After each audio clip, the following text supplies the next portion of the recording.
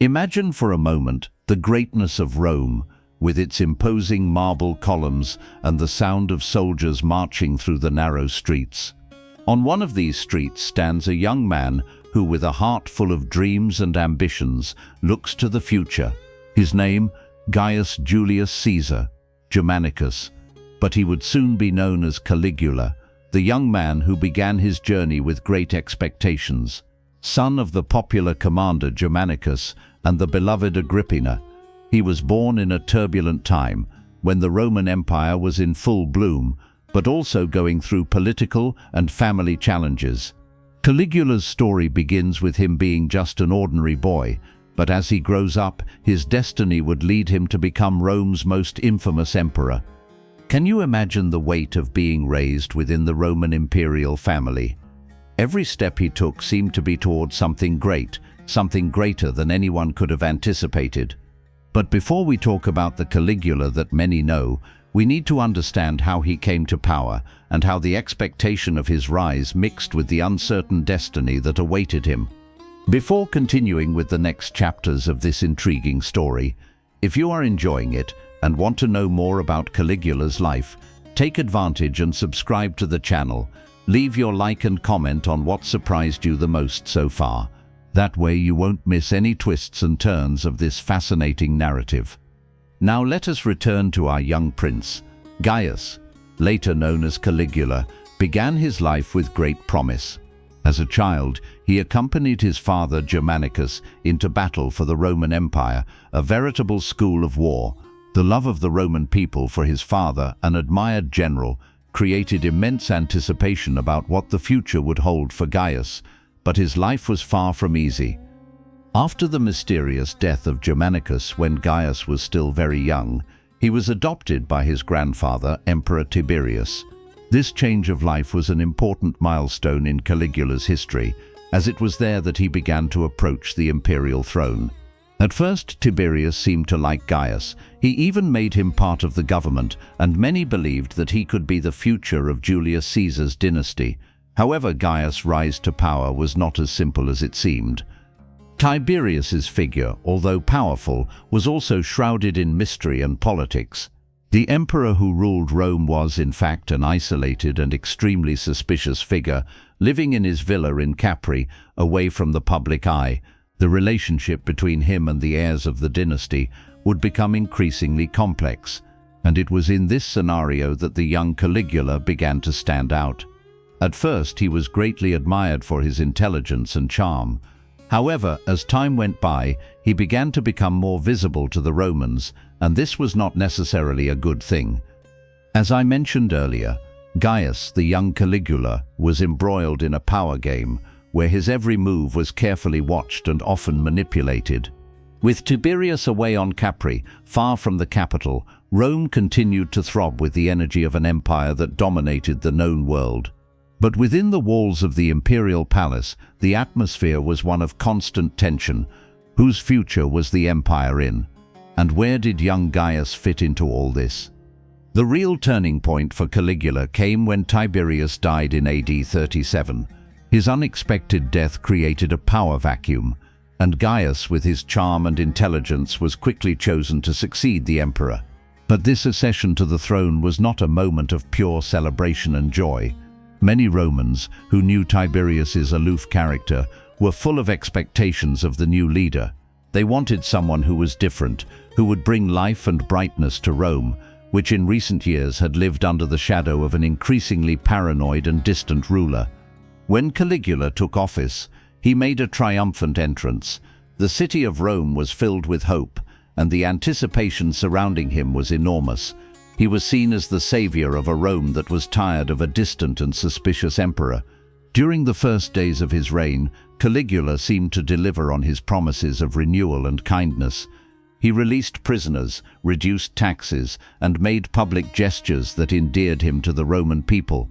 It seemed that a new day had finally dawned for the empire, and what was most surprising was the way he expressed his gratitude to the Roman people, making them feel part of something great and worthy. But as time passed, something began to change within Caligula. The young man who had seemed intent on following a path of justice and wisdom began to show signs that his reign would take a different direction. He began to make more rash decisions, and the reality of power with its stresses and responsibilities soon began to affect his judgment. Many historians argue that Caligula's true transformation occurred after a serious illness he suffered early in his reign, and it was at this point that the emperor began to stray from the early promises of his rise. And herein lies the crux of the story. What happened to Caligula? What caused such a drastic change in his behavior? The answer lies in something many of us may fear: absolute power. At one point, Caligula was the prince full of promise, the young man who charmed everyone around him. But as he assumed total power, he began to see himself as something different from the others. He was no longer just a ruler, he was a god. This moment marks the transition to what would become the Caligula immortalized in history. The moment when he began to see himself above everything and everyone, and the moment when Caesar's Rome would become even more imposing, but also more dangerous. With Caligula's reign officially underway, Rome suddenly seemed full of new possibilities. Everyone waited with great anticipation to see what he would do next, but as we know, destiny is not always predictable. The young man who had come to power as a promise of renewal, an idealistic prince who had shown promise in the early days of his rule, was about to take steps that would change the history of Rome forever. In the first months after his rise to power, Caligula seemed to be everything the Roman people had hoped for. He restored the confidence of the people, overturned unpopular measures of Tiberius's government, showed a generous side, and sought to reach out to the lower classes. His popularity grew by the day. The streets of Rome were filled with enthusiasm, with citizens eager to welcome this new emperor, who seemed to be the antidote to the years of discomfort under Tiberius. During this period, Caligula even assumed the posture of a benevolent leader, hosting celebrations, offering gifts, and even encouraging the construction of monuments to enhance Rome. But the truth is that Caligula's reign was far from a fairy tale. Little by little, what seemed to promise wisdom and stability turned into something much more complex and disturbing. The young emperor began to distance himself from what seemed to be his essence and began to indulge more and more in the luxuries and excesses of power. Some say that his illness, which he suffered shortly after assuming the throne, had a profound impact on his psyche. Others claim that the power itself and the loneliness of being emperor transformed him. Whatever the reason, Caligula began to display increasingly eccentric and tyrannical behavior. He was no longer the leader who worried about pleasing his subjects. Now he began to see himself as a divine being, an emperor who was above everything and everyone. And it was at this moment that his true face as a tyrant began to emerge. His desire to be worshipped as a god grew with each passing day. He began demanding that he be treated as a living deity, making people bow down before him and performing ceremonies that emphasized his supposed divinity. He had temples built in his honor, spread his image throughout the empire, and enforced the cult of his own personality. All of this, of course, was an attempt to solidify his absolute power over the Romans. Caligula believed that the throne of Rome was not enough for him. He wanted more. He wanted to be seen as a superior being, above previous emperors, and indeed above all mortals. As the worship of his name began to take hold, he took drastic measures, such as declaring that his enemies would be punished, not just with death, but with a public and humiliating death. He even ordered the execution of those close to him, friends, and even members of his own family, when he felt his authority was being threatened. The cruel irony is that one moment Caligula was being worshipped as a god, and the next he was becoming a monster. The change he underwent was astonishing. Once a young man full of hope and promise for Rome, he now became the most feared emperor in history. Rome, which had once seen Caligula as its future, now feared his wrath. Those around him began to question his sanity, but no one dared to challenge him directly. It was the beginning of an age of uncertainty, where anyone could fall victim to the imperial wrath. And so Caligula became an increasingly misunderstood man, further removed from the person he once might have been. His rise to power, which had begun with great hope, was now marked by absolute authoritarianism, and Rome felt the weight of his tyranny at every turn. When Caligula began to see himself as a god, the Roman Empire entered a new era. He no longer ruled as a mere mortal, but as a transcendent figure, as an untouchable entity above all human beings.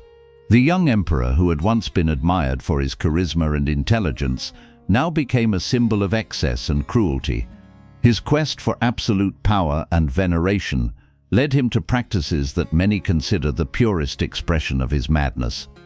Imagine for a moment the great city of Rome, full of its majestic temples and palaces, now dominated by the desire of a man who saw himself not only at the head of an empire, but above all men. Caligula, who had previously been treated as a promising prince, now dressed himself in the robes of gods and demanded to be worshipped as one. He began building temples in his honor, offering the Romans the chance to worship him as a divine being. But that was only the beginning. He demanded, on several occasions, that senators and citizens bow down to him as if he were Jupiter himself, the god of gods. He imposed a cult of personality that made the Romans wonder, how far would he go? Caligula was not satisfied with just being seen as a powerful emperor. He wanted the status of a deity, a presence that could not be challenged or contested. In one of his most absurd acts, he ordered the construction of a temple dedicated to himself, something completely unimaginable at the time. Rome, which had been governed by leaders who maintained a certain respect for the traditions and beliefs of their citizens, now found itself faced with an emperor who was willing to defy not only the political authorities, but even the Roman gods themselves. At the height of his madness, Caligula even demanded that his own image be placed inside the Temple of Jerusalem, something that caused great scandal, not only among the Romans but also among other peoples of the empire. But the cult of his personality was not limited to buildings and worship. Caligula began to take actions that seemed to have come out of a nightmare. He forced senators to bow before him, eating at banquets where everyone was at his mercy. Violence and oppression became an extension of Caligula's absolute power. He took pleasure in humiliating those around him, in turning people who had once been his allies into mere pawns in his power game. And whoever dared to defy him, well, their punishment would be brutal. Caligula was ruthless. He had anyone who opposed him killed, including those close to his family. His paranoia was growing. Friends became enemies, and family members became potential traitors. When his sister Drusilla died, Caligula fell into such deep mourning that he ordered everyone in Rome to dress in mourning as if the city were in a great tragedy. He also began to do things that today would be seen as completely insane, such as having incestuous relations with his sisters, something that caused great discomfort and scandal among the Romans. Caligula's madness was clear, but the empire continued to expand under his rule, albeit at the expense of humanity and reason. During his first years in power, the Roman army, which had initially supported him, began to realize how far he had fallen from the leader he once could have been. But loyalty to the emperor was strong, and many feared openly defying him. But how could an empire survive under a man who no longer recognized the boundaries between reality and delirium? However, Caligula's tyranny would not go unpunished. The great empire he ruled was about to witness the greatest irony in its history. Although Caligula was worshipped as a god, there was a group of men, including senators and soldiers, who were beginning to see the need to act to save Rome from his madness. The story of Caligula, which began as a promising prince with a reign full of hopes and dreams of greatness, was quickly turning into a dark and tragic tale. The man who had begun as the new face of Rome, an emperor with a generous heart and a vision for renewal, was now recognized for his madness and tyranny. The Roman Empire, accustomed to powerful but tradition-abiding rulers, now found itself held hostage by a man who believed himself to be more than human. Caligula's increasingly cruel and eccentric acts could no longer be ignored. Roman citizens, senators, and even the military generals who had once supported him began to realize that his rule was no longer sustainable. With each arbitrary decision, each cruel execution, each eccentricity, the empire was moving closer to inevitable collapse. But what Caligula did not realize was that his own tyranny was creating enemies, both inside and outside the palace. The height of his madness came when he ordered that his horse Incitatus be treated like a true member of the Roman aristocracy.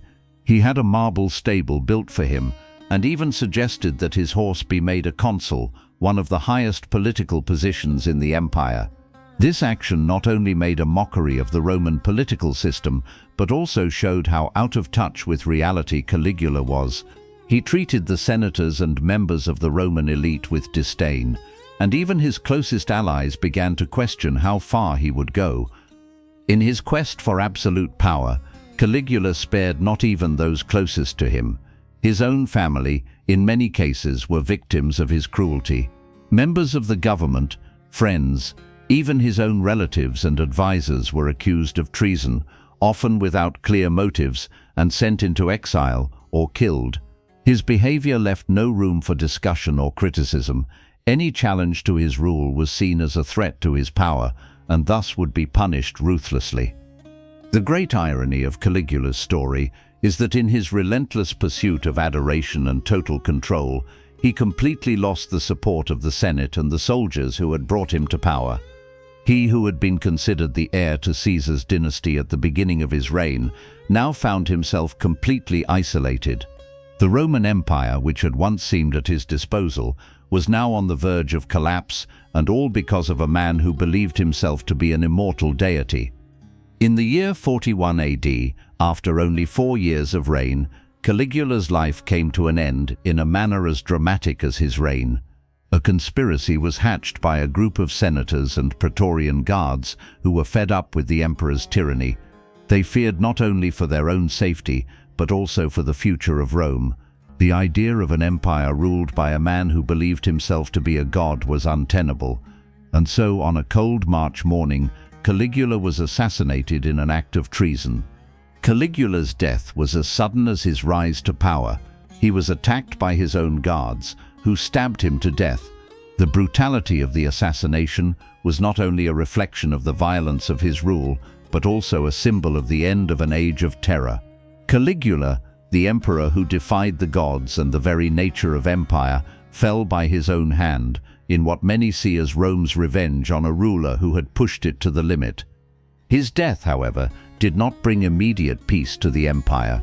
Rome was now in a delicate position, with a divided empire and no clear leadership. Political chaos spread, but at the same time, the people breathed a sigh of relief.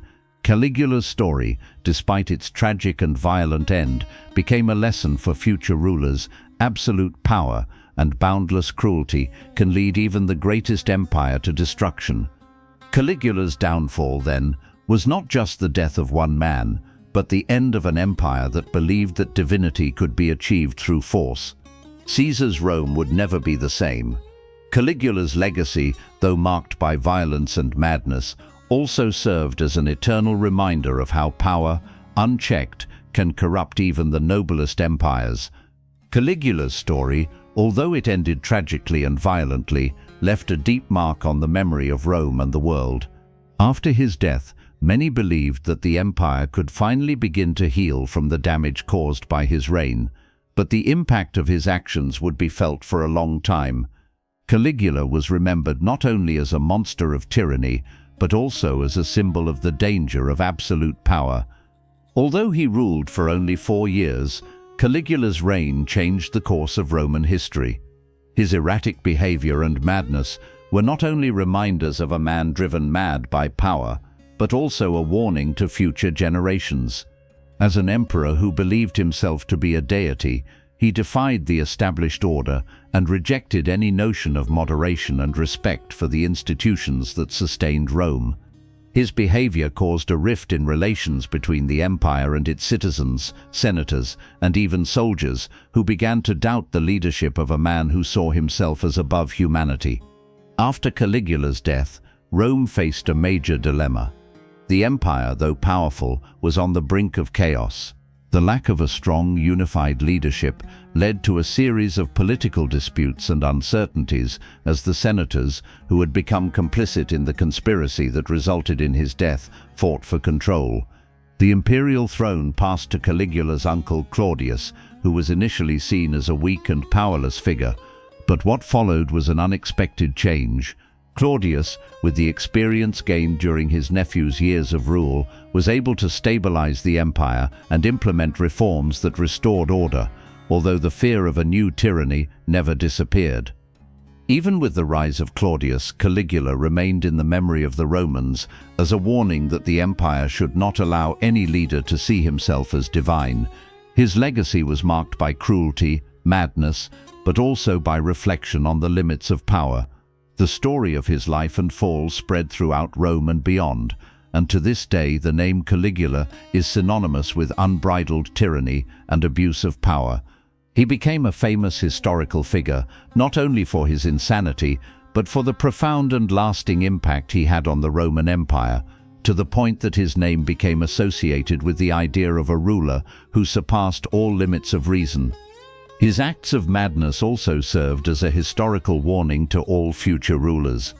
Many scholars over the centuries have used Caligula's story as an example of how the unbridled pursuit of power and lack of restraint can corrupt even the greatest civilizations. The lesson left by his rise and fall is clear.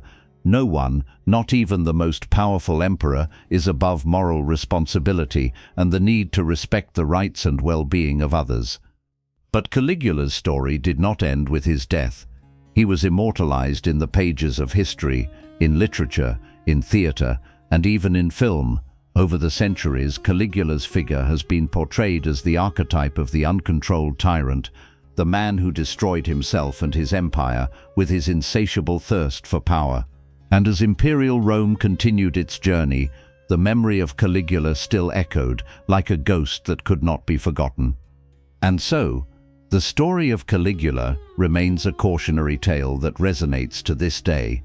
The Roman Empire moved on, but Rome would never forget the emperor who dared to challenge the limits of power and reason, leaving behind an everlasting memory marked by his name that would echo throughout eternity. Even after his brutal death, Caligula's figure did not disappear from the pages of history. On the contrary, he became an icon of the worst that absolute power can produce, a mind corrupted by madness, a ruler who recognized no limits and who, through his insatiable quest for adoration, led the Roman Empire into chaos.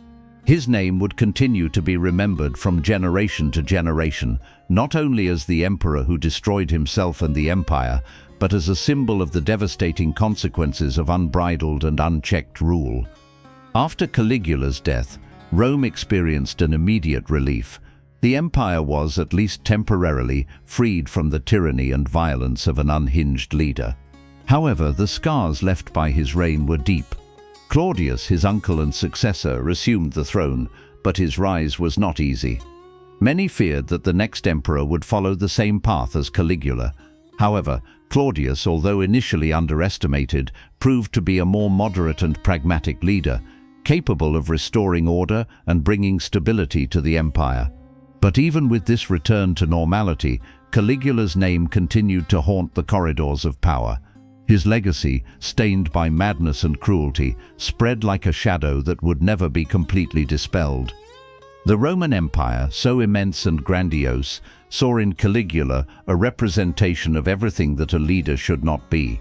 His reign became a historical example of how the lack of control, the unbridled search for power, and the belief that the ruler is above all can result in moral and political disintegration. The empire, with its immense structure, was marked by its lack of limits, and from then on, Rome would become more cautious, more attentive in the choice of its rulers. Caligula, in a way, also became a kind of warning to future emperors. His actions demonstrated that even the most absolute power has its weaknesses, and as time went by, the Romans and the people who studied the history of the empire looked at Caligula not only with contempt, but with a certain sadness. He, who seemed to have so much potential, was destroyed by his own boundless ambition and desire to become something beyond human. A man who, upon reaching the top, lost touch with reality and sank into his own insanity. Over the centuries, Caligula has been portrayed in countless ways, but always with an aura of mystery, madness, and corruption. Literature and cinema have taken him as a central figure in stories of tyranny and despotism. To this day, his figure is synonymous with the ruler who oversteps all limits, who defies the natural and divine order, and who ultimately destroys himself. He remains a lesson that unlimited power, immoral cruelty, and the obsession with absolute control are destructive forces that can corrupt any empire, any nation, and even any human being. Despite his downfall, Caligula's story continues to fascinate and disturb.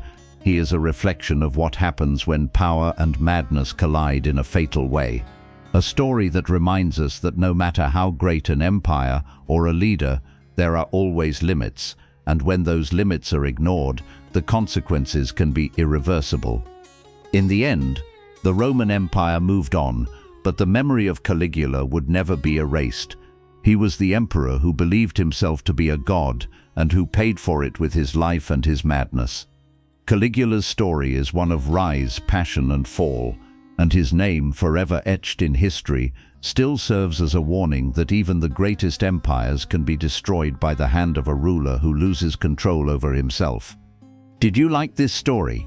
Leave your comment, like and subscribe to the channel to follow more royal stories.